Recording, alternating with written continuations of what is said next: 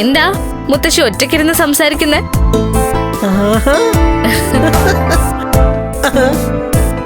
എന്റെ മക്കള് വന്നുവോ? കയ്യിൽ കവറൊക്കെ ആയിട്ടാണല്ലോ വന്നിരിക്കുന്നത്. ഇതേ എന്റെ ഭർത്താവ് വാങ്ങിച്ചെന്നല്ല, കണ്ണേട്ടൻ അച്ഛനും മുത്തശ്ശിക്കെന്നും പറഞ്ഞ് വാങ്ങിച്ചു തന്നതാ. ആണോ? ആ. അയ്യോ കൊള്ളാമല്ലോ, നീ എന്നേ നോക്കട്ടെ. എടാ ഇത് കണ്ടോടാ, കണ്ണമ്മ വാങ്ങിച്ചു കൊടുത്തു വിട്ട ഡ്രസ്സാ നമുക്ക് തരണമെന്നും പറഞ്ഞ. ഇത് പിടിച്ചേ നോക്കട്ടെ. നോക്കട്ടെ നോക്കട്ടെ. അയ്യോ കണ്ടോടാ, കണ്ടോ? ആണുങ്ങള് വാങ്ങിച്ചു തന്ന കണ്ടോ? ഇതുപോലൊരു സെറ്റ് സാരി നീ എനിക്ക് വാങ്ങിച്ചു തന്നിട്ടുണ്ടോ? അത് പോട്ടെ, നിന്റെ മരുമോൻ വാങ്ങിച്ചു തന്നിട്ടുണ്ടോ? ഉണ്ടോ? മരുമോന്റെ കാര്യമൊന്നും പറയാത്തതാ മുത്തശ്ശി നല്ലത്. എനിക്ക് വിശേഷ ദിവസങ്ങളിലൊക്കെ എന്റെ ഭർത്താവ് വില കൂടിയ സ്വർണ്ണമൊക്കെ വാങ്ങി തന്നിട്ടുണ്ട്. പക്ഷെ കുറച്ചു കഴിയുമ്പോ അത് വാങ്ങിയത് കണ്ണേട്ടനാണെന്ന് നമ്മളെല്ലാരും അറിയുകയും ചെയ്യും. എന്നാൽ ഇത്തവണ അതിന്റെ ഒന്നും ആവശ്യം വന്നില്ല. കണ്ണേട്ടൻ തന്നെ എന്റെ ആഗ്രഹം അറിഞ്ഞിട്ട് വാങ്ങിത്തരേണ്ടതൊക്കെ വാങ്ങി തന്നു. എന്റെ അച്ഛ 5 പവന്റെ നെക്ലസാ എനിക്ക് വിഷുവിനിടാൻ വേണ്ടിട്ട് കണ്ണേട്ടൻ വാങ്ങി തന്നത്. 5 പവൻ? ഞാൻ നോക്കട്ടെ. എടാ ഇത് നിനക്കാടാ.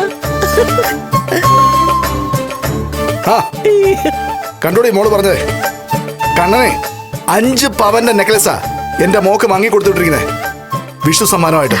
അത് മാത്രല്ല, അതിന്റെ കൂടെ 2 ജോഡി ഡ്രസ്സും വാങ്ങി തന്നു.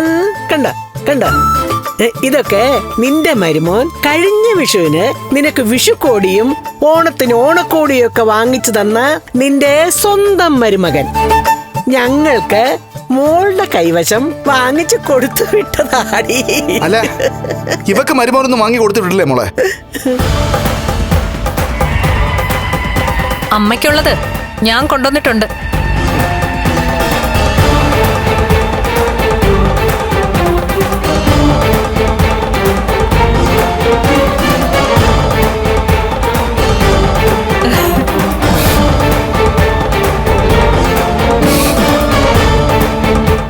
അമ്മ, അമ്മയ്ക്ക് എന്റെ വക വിഷുക്കോടി.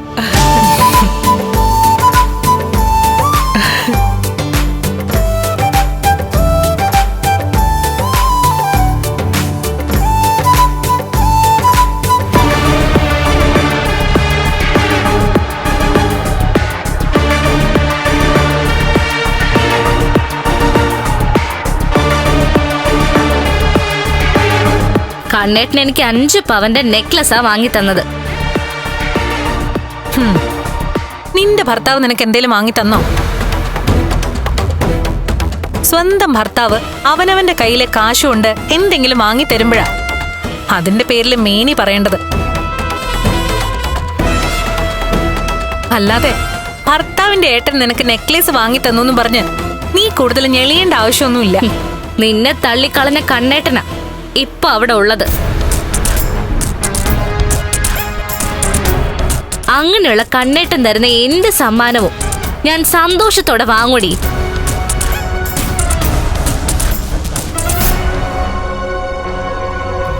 ഇതിട്ടുകൊണ്ട് നടക്കുന്നത് എനിക്ക് അഭിമാനം തന്നെയാ. അയ്യോ, ഞങ്ങൾ ഇനി ഒന്നും പറയുന്നില്ലേ? ഇനി എന്തെങ്കിലും പറഞ്ഞിട്ട് പോലീസ് സ്റ്റേഷനിൽ കയറാനൊന്നും ഞങ്ങൾക്ക് വയ്യ. വയസ്സുകാലത്ത് പോലീസിന്റെ അടിയും തൊഴിയും കൊള്ളാനും വയ്യ. എന്നാലും എനിക്ക് പറയാനുള്ളത് പറയാലോ. നീ ഇപ്പൊ പറഞ്ഞില്ലേ ഭർത്താവിന്റെ പൈസ കൊണ്ട് എന്തെങ്കിലുമൊക്കെ വാങ്ങിച്ചെടുക്കണമെന്ന്. അത് പറയാൻ നിനക്ക് എന്ത് അർഹതയടിയുള്ളത്? നീ ഇപ്പോ അമ്മയ്ക്ക് 1 ജോഡി ഡ്രസ്സ് വാങ്ങി കൊടുത്തല്ലോ. ആ ഡ്രസ്സ് വാങ്ങാനുള്ള പണം കണ്ണേട്ടന്റെ വിയർപ്പാടി. അത് മോള് പറയുന്നത് സത്യമല്ലെന്ന് നിനക്ക് പറയാൻ പറ്റത്തില്ല മഹാലക്ഷ്മി. അതൊക്കെ അവിടെ നിൽക്കട്ടെ. ഇത്തരം കാര്യങ്ങളെ പറ്റി നമുക്ക് പിന്നീട് സംസാരിക്കാം. അല്ല, അന്നത്തെ ആ മന്ത്രവാദത്തിന് ശേഷം പിന്നെ പ്രേതത്തെ കണ്ടായിരുന്നോ?